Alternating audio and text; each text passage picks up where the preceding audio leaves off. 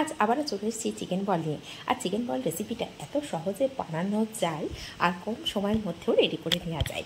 হাতের কাছে কয়েকটা উপকরণ থাকলে কিন্তু খুব সহজে রেডি করে নেওয়া যাবে। আর এইগুলো বাজার থেকে কিনতে গেলে অনেকটাই দাম পড়ে যায়, কিন্তু বাড়িতে যদি খুব সহজভাবে বানিয়ে নেওয়া যায় সেটা কিন্তু অল্প বাজেটের মধ্যে অনেকটাই রেডি করে। স্কিপ না করে সম্পূর্ণটা দেখার অনুরোধ রইল। এখানে আমি ছোটো বাটির 1 বাটি বোনলেস চিকেন নিয়েছি। চিকেনের পরিমাণটা অবশ্যই নিজেদের পছন্দ অনুযায়ী কম বেশি করে নিতে পারেন। আর এখানে দুটো ব্রেড নিয়ে নিয়েছি। এখন সামান্য বাটিতে জল নিয়ে নিয়েছি। এই জলটা দিয়ে ভালো করে একটু সোপ করে নেব। নিয়ে 2 হাত দিয়ে সম্পূর্ণ জলটাকে না এইভাবে চিপে চিপে পুরো ফেলে দেবো। জলটাকে দিয়ে একদম ব্রেডটাকে শুকনো করে নেব। চেষ্টা করবেন এর মধ্যে যেন খুব বেশি জল না থাকে। তো এইভাবে নেওয়ার পরে এখন ব্রেডটাকেও দিয়ে দেবো চিকেনের সঙ্গে।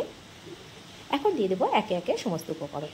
তো প্রথমে দিয়ে দিলাম স্বাদ অনুযায়ী লবণ, দিয়ে দেবো গোলমরিচ গুঁড়ো 1/2 চামচ, আর এখানে আমি চিলি ফ্লেক্স দিচ্ছি 1/2 চামচ। ঝালটা পরিমাণ মতো কম বেশি করে নিতে পারেন। আর এখানে দিয়ে দিলাম একটু বড় চামচের 1 চামচ আদা আর রসুনের পেস্ট। আর এখানে দিয়ে দিলাম কিছুটা পরিমাণে ধনেপাতা কুচি। তো এই সমস্ত উপকরণ দিয়ে খুব ভালো করে একটু পেস্ট করে নেব। তো এর মধ্যে দিয়ে দেবো একটা মিডিয়াম সাইজের পেঁয়াজ কুচি নিয়েছি। নিয়ে সমস্তটা একসঙ্গে ভালো করে ব্লেন্ড করে নেব। তো দেখুন খুব ভালো করে মিহি করে একদম পেস্ট করে নিয়েছি। আর আমি চামচে তুলেও দেখিয়ে দিচ্ছি, ঠিক এরকমভাবে রেডি করে নিতে হবে। এখন একটা বোল নেব, তার মধ্যে সমস্ত যে চিকেনটা পেস্ট করেছি না সেটাকে ঢেলে নেব। আর রেসিপিগুলো কিন্তু খুব সহজেই বাড়িতে বানিয়ে নেওয়া যায়, কম উপকরণের মধ্যেই অনেকটাই রেডি হয়ে যায়। দেখুন অল্প কয়েকটা আমি চিকেনের পিস নিয়েই কুচি করে নিয়েছিলাম, বোনলেস চিকেন, তার থেকে কিন্তু অনেকগুলোই চিকেন বল রেডি হয়ে যাবে।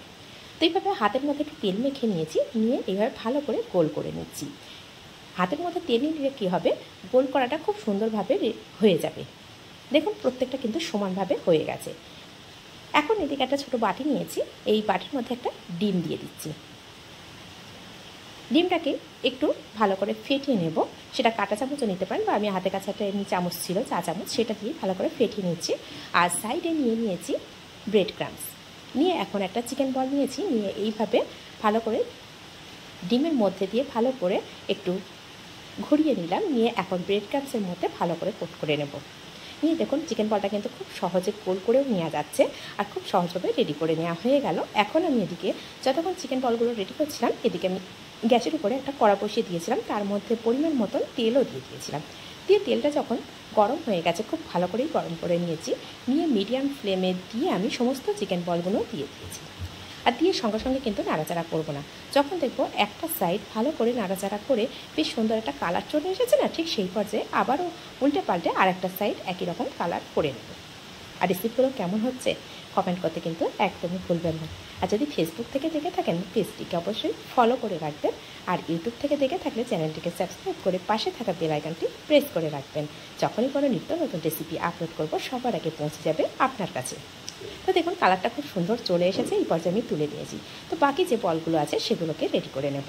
দেখুন তাহলে কতটা কম সময়ের মধ্যে আর কম উপকরণে কতগুলো চিকেন বল রেডি হয়ে গেছে। আর এটা রেডি করে আপনারা 10 থেকে 15 দিন রেখেও দিতে পারেন। যদি স্টোর করতে চান, অবশ্যই যে কোনো একটা এয়ারটাইট কন্টেনারে করে ডিপ ফ্রিজে রেখে দিতে পারেন। আর এটা ভাজার ঠিক আধ ঘন্টা আগে বার করে রেখে একটু রুম টেম্পারেচারে আসার পরে এরম তেলা ভাজা করে নিতে পারেন। তো এরকমভাবে সমস্তটাই রেডি করা হয়ে যাচ্ছে। আর এটা একটা সাইড যখন হালকা একটু কালার চলে আসে না, ঠিক সেই পর্যায়ে আমি সমস্তটাকে উল্টে পাল্টে দেবো। দিয়ে একইভাবে সমস্তটা ভাজা করে নেব। তাহলে কয়েক পিস চিকেন দিয়ে কতটা চিকেন বল রেডি করা গেল। এটা তো বাচ্চাদের মনের মতো তো অবশ্যই হবে, নিজেদেরও খেতে কিন্তু খুব একটা খারাপ লাগে না। সেই জন্য একবার হলো বাড়িতে এইভাবে ট্রাই করে দেখতে পারেন। আর যদি এইভাবে বানান, যদি কেমন হয়েছে কমেন্ট করতেও কিন্তু ভুলবেন না। এখন দেখুন সমস্তটা একসঙ্গে কিন্তু নাড়াচাড়া করে সমস্ত সাইডটা কালার করে নিচ্ছি। আর দেখতে কতটা লোভনীয় হয়েছে, বিশ্বাস করুন খেতেও ভীষণ টেস্টি হয়েছে। এই রেসিপিটা যদি এইভাবে বানান, কমেন্ট করতে ভুলবেন না। যদি ভালো লেগে থাকে তাহলে অবশ্যই নিজেদের মানুষের কাছে একটু বেশি বেশি করে শেয়ার করে দেবেন। এতে করে সহজ রেসিপিগুলো সহজভাবে দেখতে সবারই ভালো লাগবে, বা সহজভাবে বানাতেও ভালো লাগবে। সেজন্য অবশ্যই যদি নিজেদের ভালো লাগে তবেই কিন্তু শেয়ার করতে ভুলবেন না। তো এখন এই চিকেন বলগুলো রেডি হয়ে গেছে। আমি এগুলোকেও একটু তেল ছড়িয়ে নেব, ভালো করে নিয়ে তুলে নিচ্ছি। আর খুব কাছে থেকে দেখানোরও চেষ্টা করছি, জানি না কতটা বুঝতে পারছেন। তো এখন চিকেন বলগুলো আমি একটা প্লেটের মধ্যে নিয়ে নিয়েছি।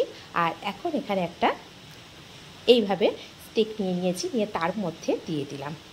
এখন দেওয়ার পরে দেখুন দেখতে পুরো একদম দোকানের মতো লোভনীয় লাগছে। এটা কোনো চাটনির সাথে বা সসের সাথে সার্ভ করতে পারেন। তো এখানে আমি সস দিয়েই সার্ভ করবো, বাচ্চার মনের মতো করে পছন্দ করে যাতে খেতে পারে। তো দেখুন এইভাবে 3টা আমি রেডি করেছি, বাকিটা কিন্তু এমনিই রেখে দিয়েছি বলগুলো। তো 2 রকমভাবে রেডি করতে পারেন। তো কেমন লাগছে রেসিপিগুলো অবশ্যই কমেন্ট করতে কিন্তু ভুলবেন না। আর বাচ্চাদের সামনে যদি এইভাবে দেওয়া হয়, বাচ্চাদের তো আর বলার কিছু অপেক্ষা রাখবে না যে কতগুলো কতক্ষণে খেয়ে নেবে। তো এইভাবে বাজার থেকে কিনতে গেলে খেয়াল করবেন এগুলো কিন্তু অনেকটাই দাম পড়ে যায়। সেজন্য কয়েক পিস চিকেন দিয়ে বাড়িতে যদি সহজভাবে বানিয়ে নেওয়া যায় না, তাহলে কিন্তু নিজেরও ভালো লাগে, বাচ্চাদেরও খুব পছন্দের একটা জিনিস রেডি করে দেওয়া যায়।